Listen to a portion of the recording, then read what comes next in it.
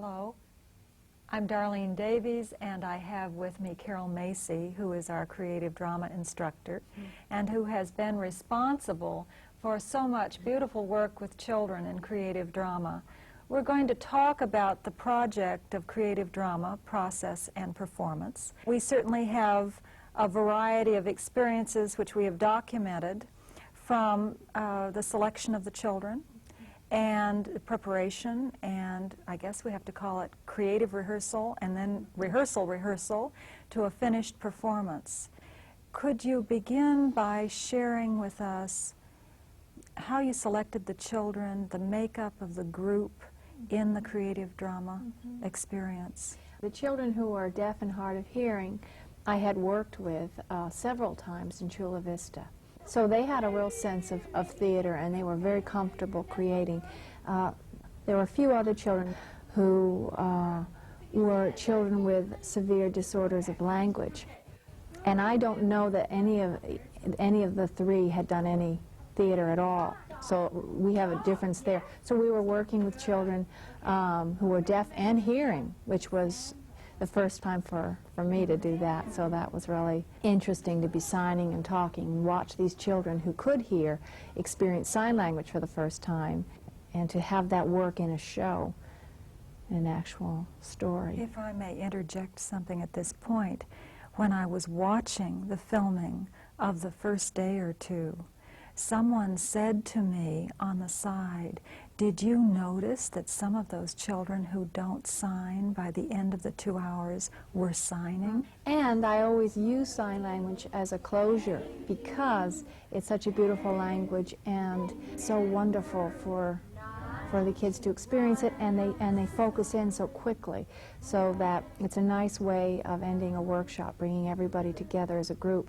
And so it was fun to watch the hearing children and the deaf children signing with me when we ended each day.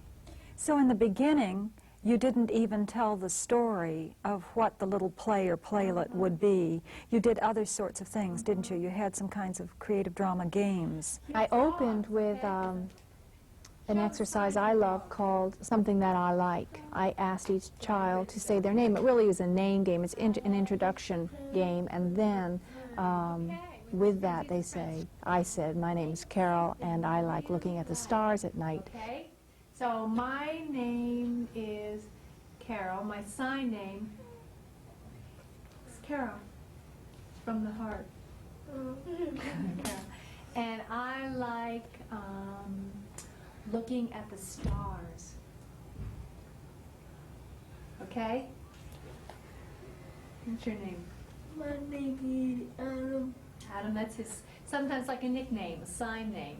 He takes an A in sign language and goes like that. Adam. Everybody do that with me. Adam.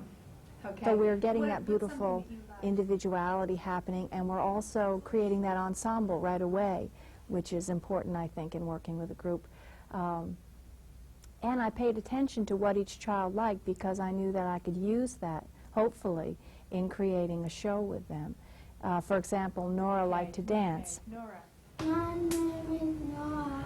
My favorite is dancing. Dancing. She likes to So dance. she ended up Okay, being a dancer, an angel who Michael. danced.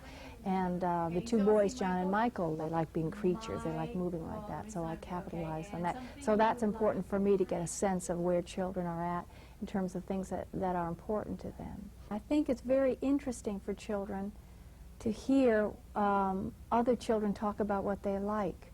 I don't know how often children do that in conversation with each other. So it's a good exercise for that, and it does seem to hold a group. The energy game was something I did right away, which is a lot of fun.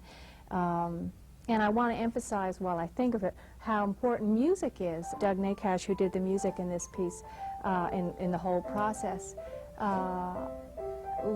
there's so much atmosphere, and the energy game is where the music first came in. And I just took energy and I just changed it into something, and then that went around the circle.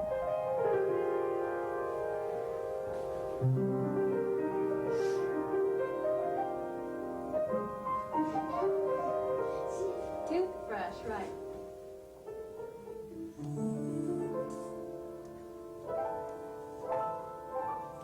And that is a wonderful way to, I find, to open the children and to get that creativity flowing. And to continue to create in that circle the dynamic of a group of actors. And then when you began to share the story, and you signed the story as you told the story, can you elaborate about how you did that, the technique, a little? I told the story very simply and tried to be as animated as I could because it was a long story to tell. And then from there, we talked about who various people might like to be. I had some ideas already because it was a scenario I had written with a king and a father and a child who goes on a journey to the castle to bake bread. The king's castle, and she walks up and she knocks on the door, and it's the kitchen. And the cook opens the door and says, "Come in." Well, maybe. And she shows the girl all the different things.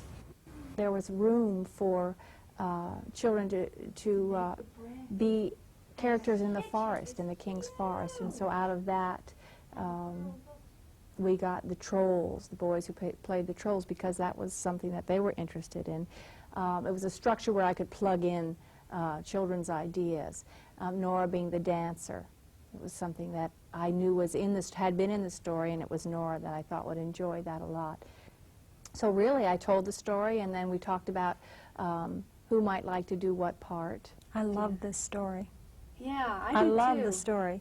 And it typifies what you've told our audiences before, and that is you like, with children, to work on a story that has a message. Remember, we talked about this with communicatively handicapped children earlier. And this one, like the others, like the bear that wasn't, has a message, doesn't it? And a beautiful message. And you know how that story was created? No.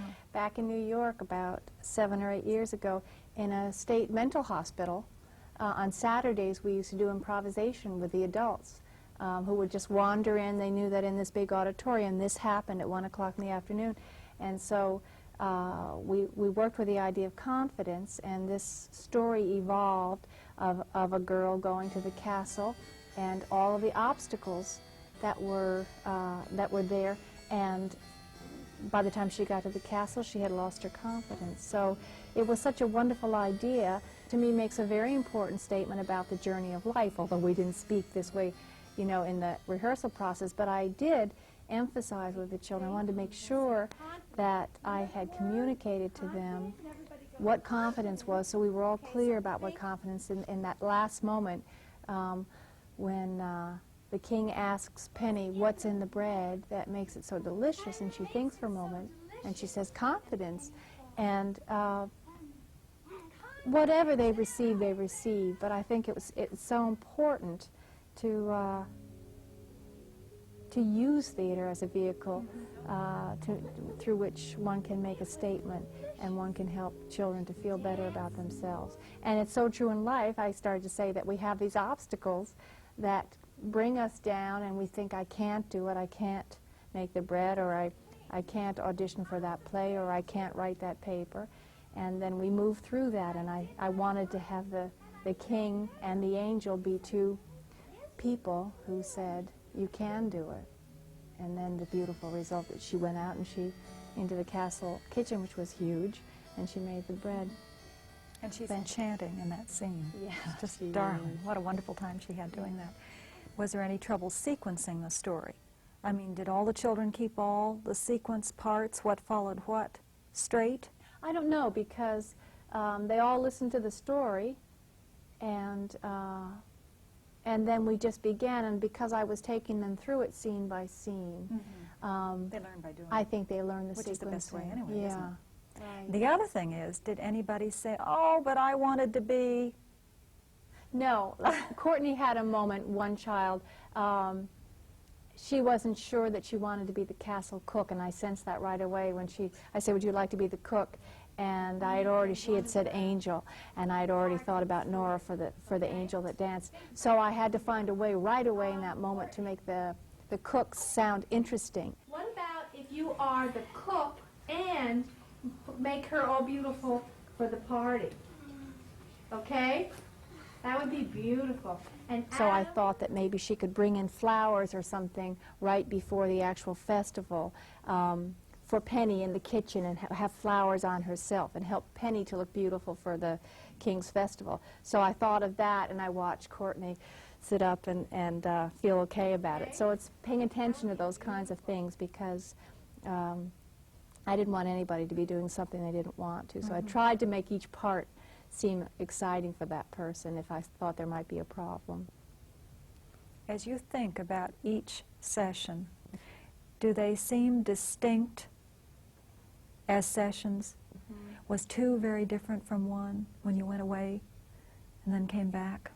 Well, when we came back on day 2, we were an ensemble. I mean, that had been created. The day that stood out for me was day 1, because I went from that first moment of not knowing how this was going to work to have the hearing and the deaf children together. So when we came back at day 2, I was completely comfortable with the group's confidence as a whole.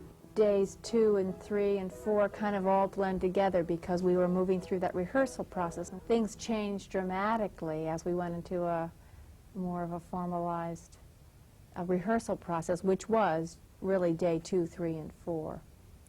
Carol, I want to compliment you because I was intrigued and pleased by the technique you used of coaching the children without seeming to interfere. And by coaching, I mean the way you fed some lines to some children who couldn't remember what they were supposed to say. I mean, it'd been a very short period of time, hadn't maybe conceptualized or taken it all in, internalized it enough, or maybe hadn't the technique to do it. They said what? The king doesn't like bread. The king doesn't like bread.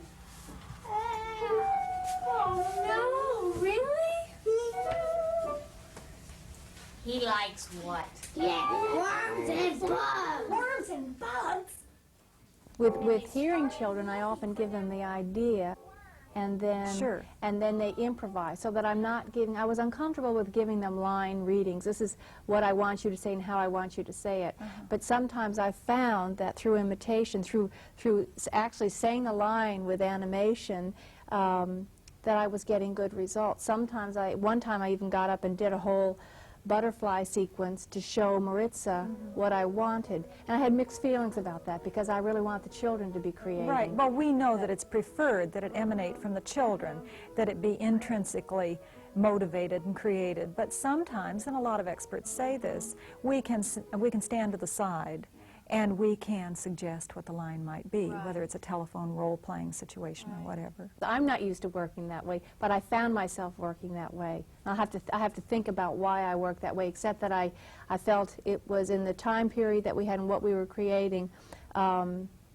Alberto needed to know that when he was speaking to Penny, he needed to communicate the fact that when he was first king, he was afraid, but then he kept working at his job and he did what he had to do and he stopped being afraid, because it was something I wanted to communicate as a statement in the story. So I almost had to have it. I had to get that covered. I had to have him articulate that. And even when we performed it, I still was there signing and he was still taking cues from me. So that was an interesting way of working for me. The time frame dictated some of that, too. Absolutely. Made it a necessity, Yeah. where it wouldn't have been otherwise. We had about a total of 5 hours, I think, tops, of actual, from scratch, creating a show and then performing it.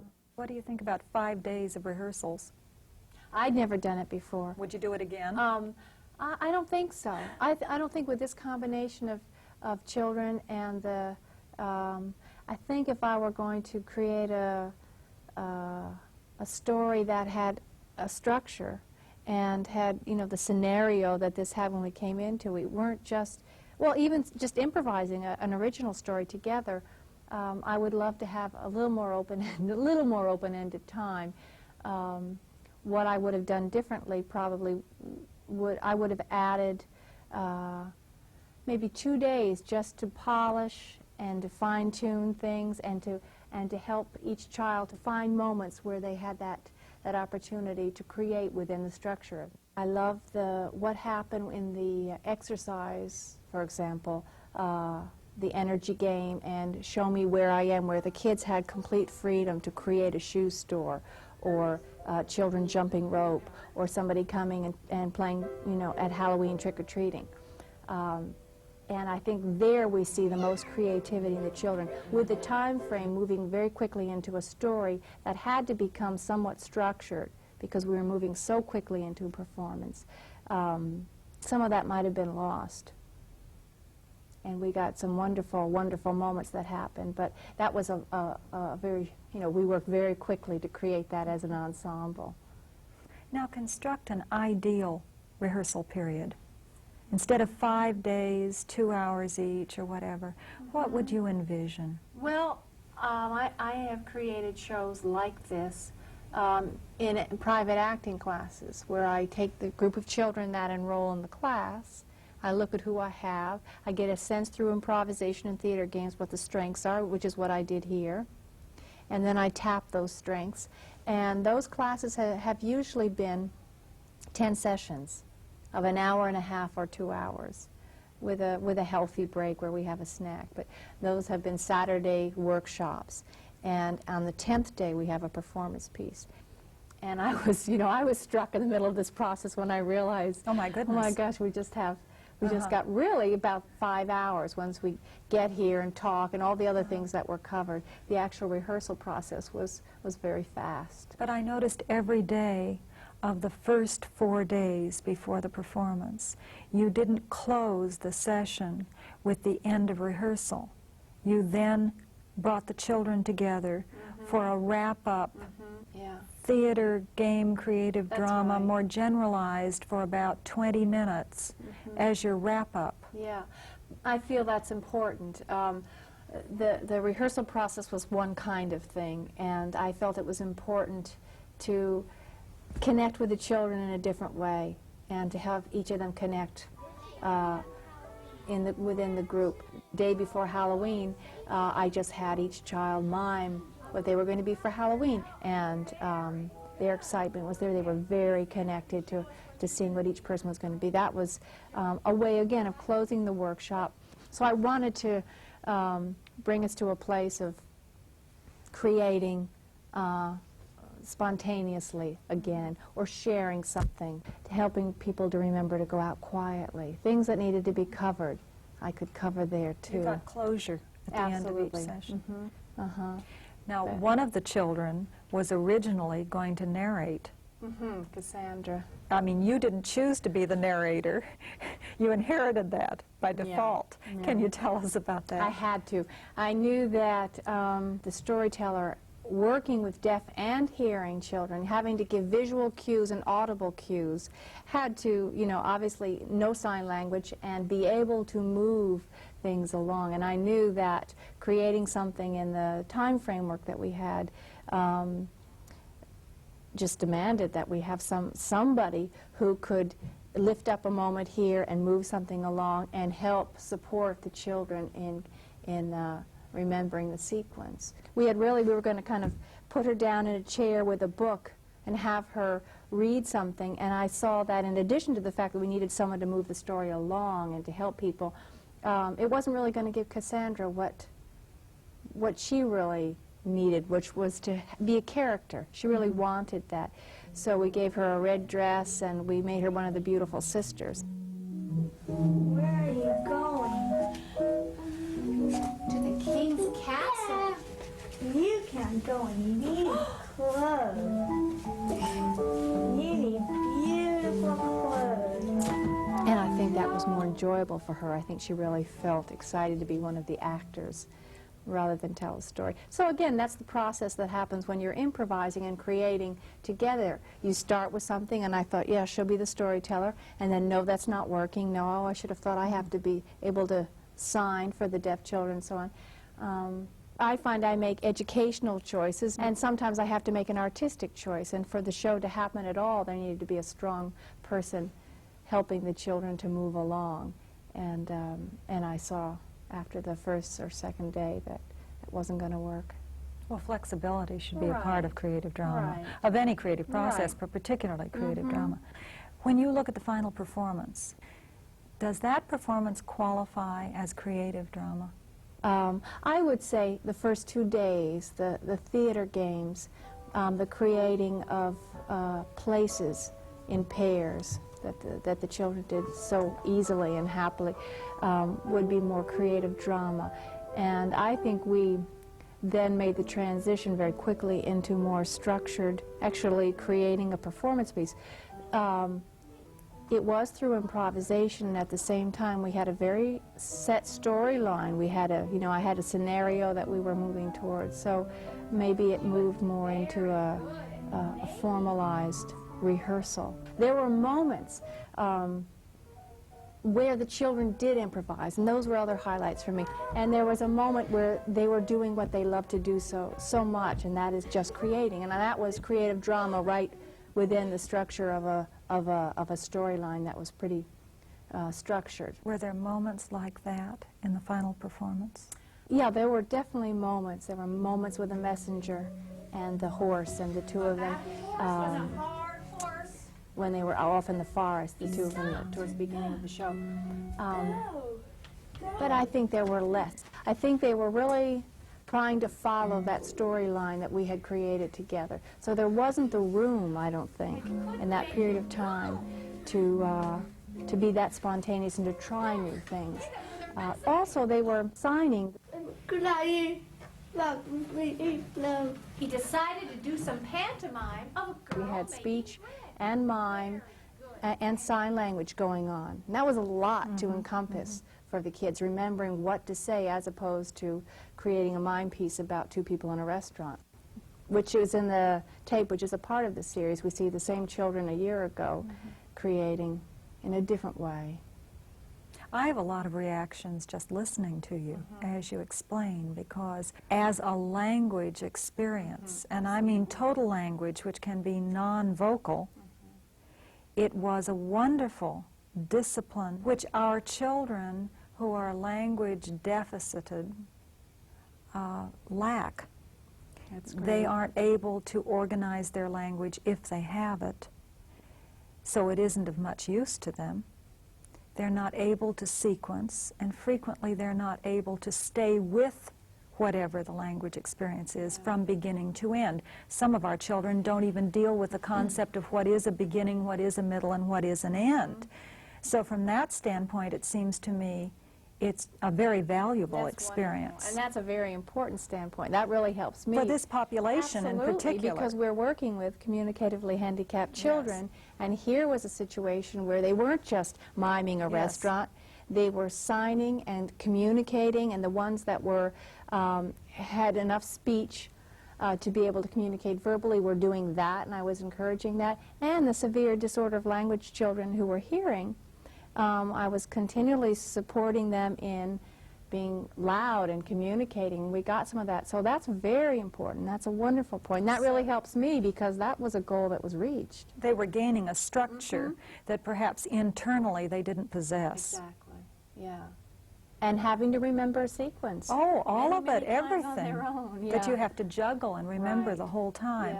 Yeah. Tell me, given enough time, more than the 5 days, could these children, now these actual children you worked with, have written their own story for the play? Oh, absolutely.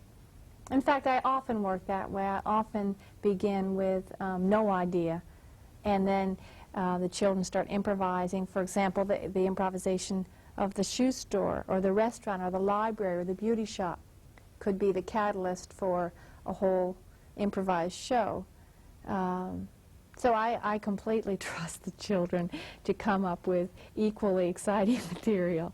You know, I just chose in this case, because of the time framework, I think, to have a scenario ready to go with the children. I want to ask you about sets and costumes. We know sets and costumes enhance. Do you think that they are necessary and they enhance creative drama? Well, I've always worked with costume suggestions, I call them.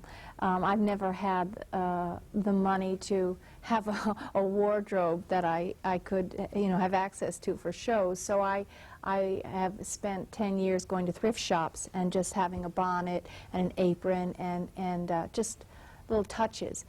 And I love working that way, having a big basket and having kids try things. And I work a lot with costume pieces in doing improvisation with kids.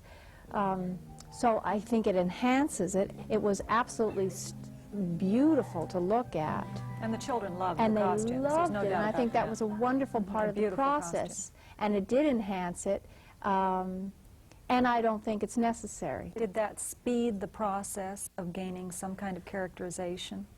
Well, it didn't happen until the day before the show. But you didn't have much time. No. And I'm wondering I if, wonder. if you'd had a longer period to develop characterization, perhaps you would have needed those kinds of props less. And I'm wondering if having them sooner speeded things along because the children then felt like whatever the externals. I know that they Suggest. were delighted with what they had on. They just loved it, to see them in the hallway, Bruce in his messenger outfit. Just everybody was just thrilled, and I think that added to the glamour and the excitement of theater for them. I mean, they weren't used to having this kind of costume and didn't expect it. They had makeup and costume, so it was a very,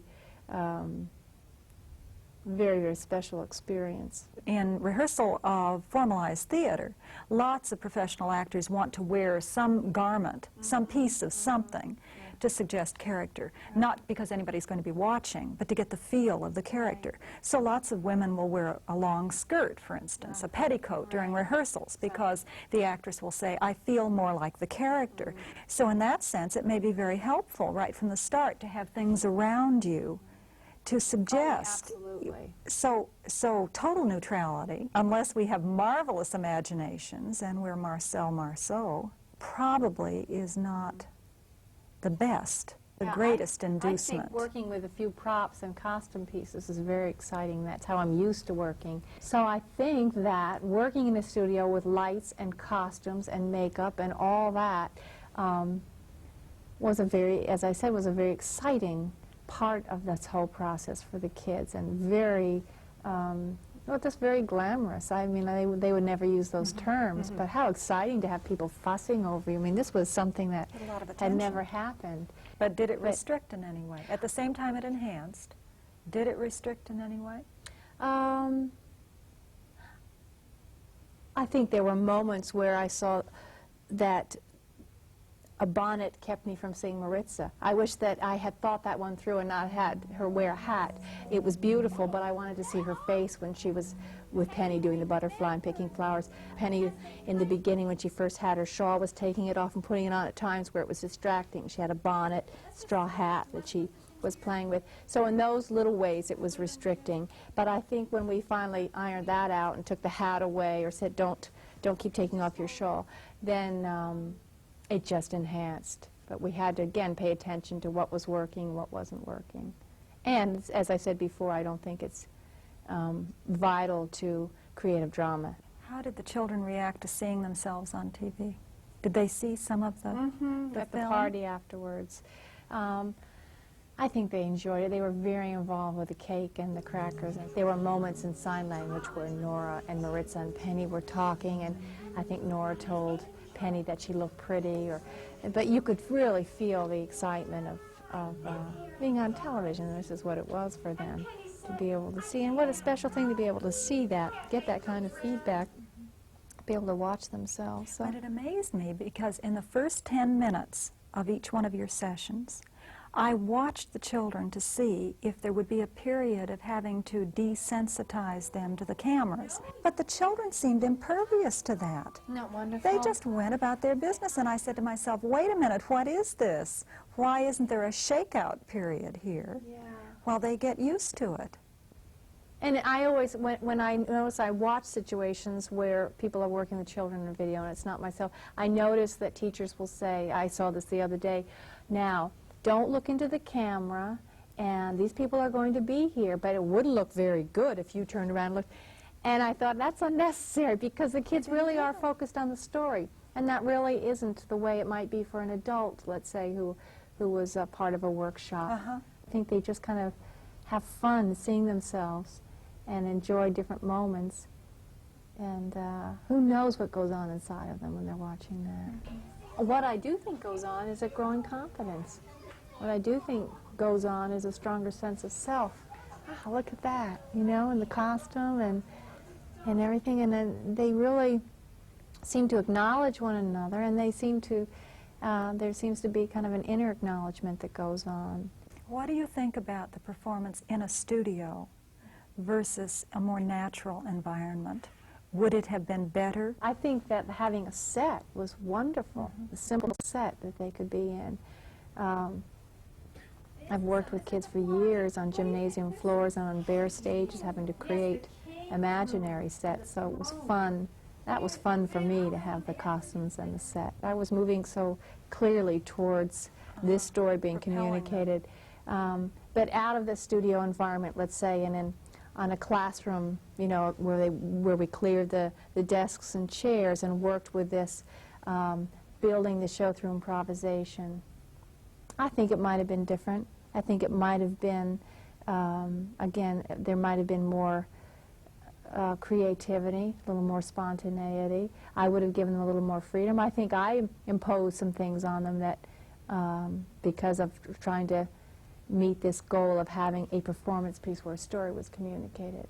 Now we're going to take the film, the video, the finished product, back to the classrooms and show this to the children and the teachers and the principal and whoever is interested would like to come in. What would you project is going to be the effect? I think they'd be even more proud and more excited to share with their teachers and their classmates. They would love that. There's the fun of sharing with other classmates. So all these children, you think, gained some confidence as a result of this experience. And you could see that characteristically in them, in their mannerisms, their body language, their facial expressions. I saw that subtle growth, and yet with people like Cassandra, she just opened up. She started communicating and sharing and relating very quickly to the other children. That was wonderful to see. Could it be negative? I mean, do you ever worry when you go into a project that suddenly some child will get in there, child volunteered, but suddenly doesn't want to be there anymore? I think that the kids feel so supported in what they're doing. And at the same time, I never saw anything that happened that broke anyone's spirit or made it an unpleasant experience or made them not want to go on. So I think it was all positive. And I'm very sensitive to where children are. And I didn't feel I could even spend enough time. I wanted to be able to communicate in a one-to-one. And again, you know, you can only hope to do so much in 5 days. But I know that each child grew. I know that it was a positive experience for each child. As you look back upon this experience, I know you've had many, but I think this was unique in some ways. Is there anything you would do differently? I saw that exuberance the first 2 days in creating, watching the children create pantomimes, watching them decide what they were going to act out in a place in the where exercise. Where am I? I think I would have tapped that. I think I would have expanded that and created a show that somehow incorporated that where exercise, that somehow incorporated the energy game. And yet we went a different direction. So I see value in both. I see that maybe they would have been more comfortable and creative, would have seen more of the individual gifts happening in the children with something that capitalized on the pantomime skills and all of that fun. Probably would have had a little more time, wanted a little more time in hopefully developing a little more spontaneity within the structure that we had. But you were able to work on memory skills, for instance, as well as the self-discipline. And then he said, tell them what you want. The king. What? Yes. Go to practice. And maybe one, working on one or highlighting one causes you to sacrifice some of the other. Exactly. So it's a trade-off. As you look at the work, what pleases you the most? I think the growing confidence, I like seeing what happens to the children having worked through in the process of through the vehicle of the arts, of theater. I see the difference in the children that have done a little bit of theater, and I see the confidence that's come.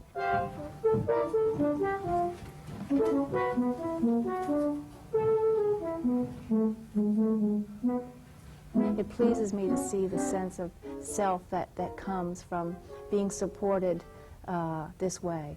Children being supported on a stage and being told to just to create. That's why I love so much the theater games, because we're really giving them that freedom to do whatever they like, and they still can have freedom within a structured show, but it's a different process, and we usually allow more time for that.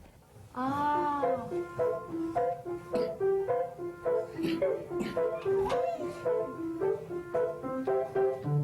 What was it? Right, right. It pleases me to see also the interaction during the whole process, those moments of supporting one another that seem to happen a lot with this group. You cut him a piece, cut him a piece. Fred. Okay, everybody's watching. You're waiting to see if he likes it.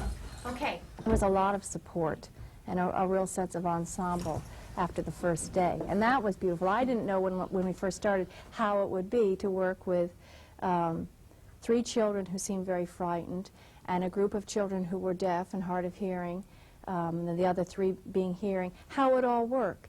And I really felt by the end of that first 2 hours that we had an ensemble, and we had a group of people who were a group and working together. So those were highlights for me, seeing how quickly that can happen, that confidence. Watching Cassandra open up. When she first sat in the circle, she just said, "I don't know how to sign." Oh, you don't have to know sign language. I'll sign for you. Okay, this is her name. What's yours? It's Cassandra. And she didn't want to participate. No, you do too. Come on. Okay. By the end of that hour, she was up there being in a library with Diana and showing us where she was in various pantomime exercises. Here we go. Okay, now watch.